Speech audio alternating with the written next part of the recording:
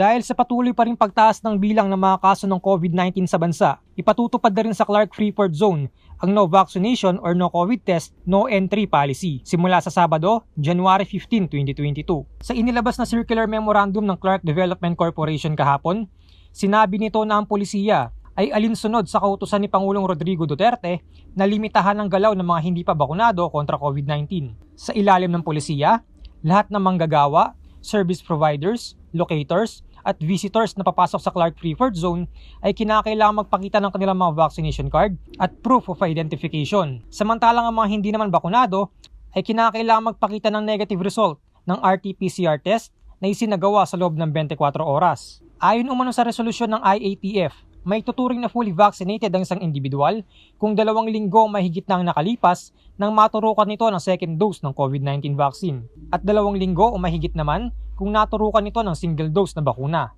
Maliban din daw sa pagpasok sa Clark Freeport Zone, kinakailangan din daw ipresenta ang vaccination card at ID tuwing papasok sa mga establishmento sa lugar.